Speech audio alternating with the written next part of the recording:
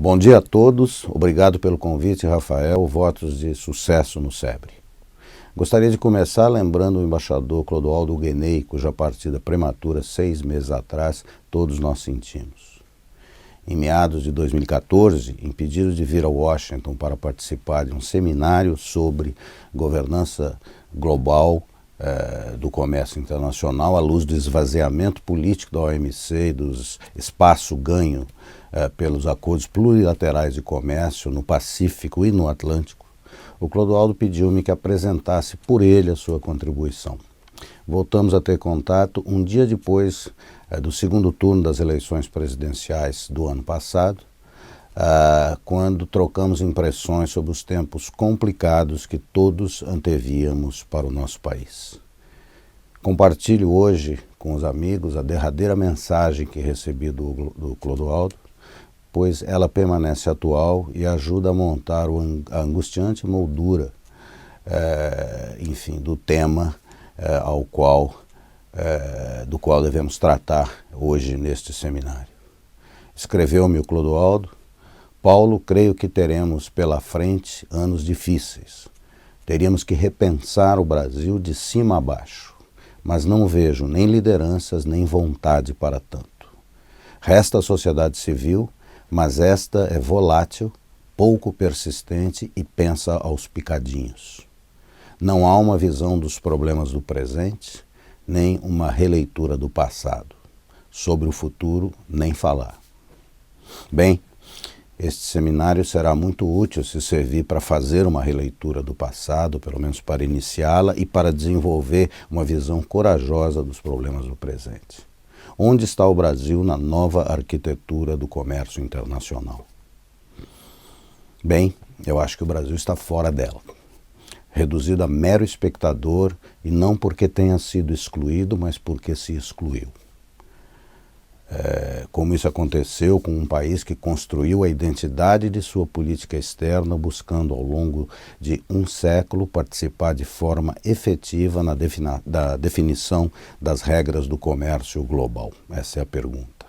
Aconteceu porque, eu creio, o partido atualmente no poder da República e os governos que ele comandou a partir de 2003 fizeram escolhas erradas, baseadas em suas preferências ideológicas e numa leitura equivocada da realidade internacional. Creio que 2 eventos principais contribuíram para o erro.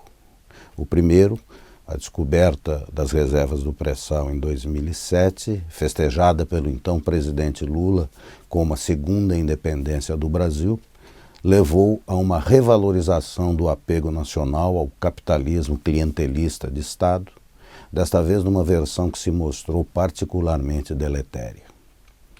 Ela alimentou uma nova onda de protecionismo numa economia que continuava fechada e pouco competitiva, apesar de alguns esforços de abertura e de alguns sucessos de integração. Em 2008, a crise financeira global iniciada nos Estados Unidos foi interpretada nos gabinetes oficiais em Brasília e por boa parte da inteligência nacional como confirmação da derrocada do modelo anglo-americano de economia de mercado e do triunfo global do capitalismo de Estado, agora em versão asiática, confirmado pela ascensão das grandes potências emergentes, capitaneadas dessa vez pela China, e obviamente por um Brasil protagonista na cena internacional, empenhado, como afirmou o presidente Lula, em mudar o mapa do comércio mundial.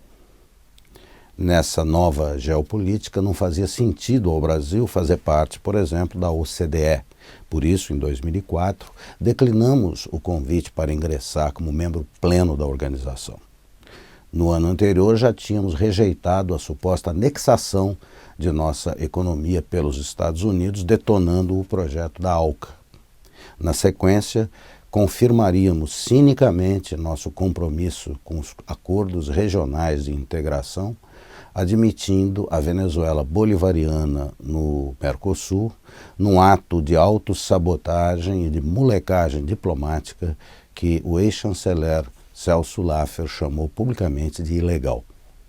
A essa altura, o Mercosul já se transformara em obstáculo à integração regional, como bem lembrou Clodoaldo Guenei no texto a que me referi há pouco.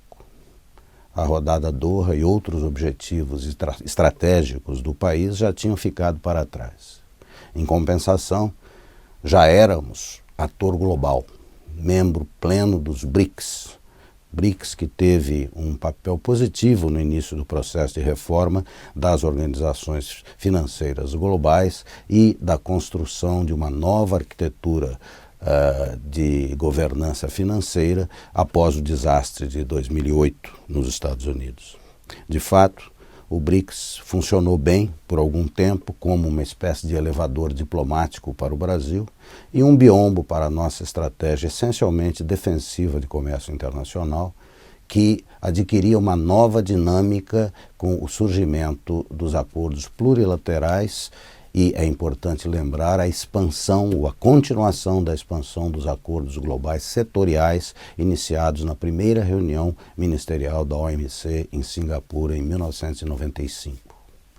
A verdade é que nunca ficou claro o sentido estratégico dos BRICS para o Brasil, ou nossa capacidade de dar-lhe sentido estratégico, como salientado pelos participantes de 2 excelentes seminários que a Fundação Alexandre de Gusmão organizou sobre os BRICS 2 ou 3 anos atrás.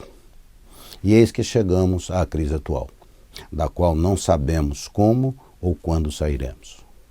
Pressupondo que as instituições do país estejam mesmo funcionando, como parecem estar, pressupondo ainda que elas permitirão processar dentro do primado da lei essa nojeira toda de corrupção estrutural revelada pela Operação Lava Jato, creio que a crise oferece uma oportunidade única de redenção para o país. Agora, para aproveitar a oportunidade, o Brasil terá que abrir sua economia. Por quê? Porque o capitalismo de Estado que sustentou a economia fechada está esgotado, finito, caput. Como afirmaram recentemente Delfim Neto e Armínio Fraga, o governo do Brasil quebrou o Estado para ganhar uma eleição. O sugar daddy da economia brasileira is out of business. Não há alternativa senão abrir a economia e não creio que teremos tempo para esperar pela construção da infraestrutura e a melhoria dos índices de educação. Temos que começar já e podemos começar, por exemplo, abrindo o pré-sal a uma maior participação internacional. Até porque a Petrobras não tem condições de tocar o projeto dentro do marco regulatório da partilha, com a obrigatoriedade de participação em todos os poços a serem explorados. Os custos impostos pelas exigências de conteúdo nacional também estão além da capacidade da empresa. O assunto, proposta de reforma, já está no Congresso.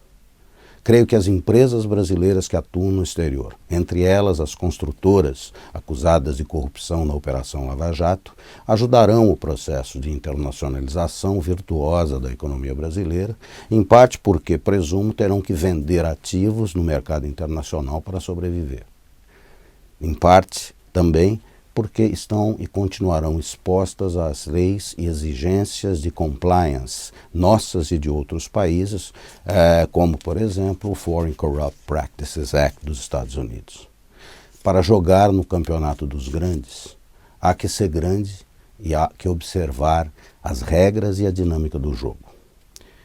Mesmo que a parceria transpacífica não prospere no Congresso dos Estados Unidos, o que é uma possibilidade, está claro que a nova arquitetura do comércio internacional beneficiará economias abertas, integradas em cadeias globais produtivas e competitivas, dotadas de trabalhadores mais educados, de consumidores mais informados e exigentes, inclusive em relação a bens ambientais. Claramente, precisamos deixar para trás o jogo de retranca.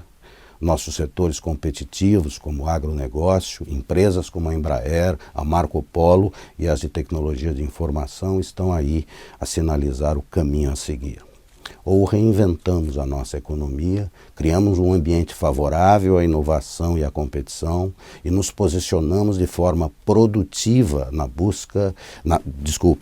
de forma produtiva na nova arquitetura do comércio mundial, buscando resultados ou continuaremos a andar para trás e a nos condenar à mediocridade e à irrelevância crescentes a que estamos hoje destinados. Bom dia a todos.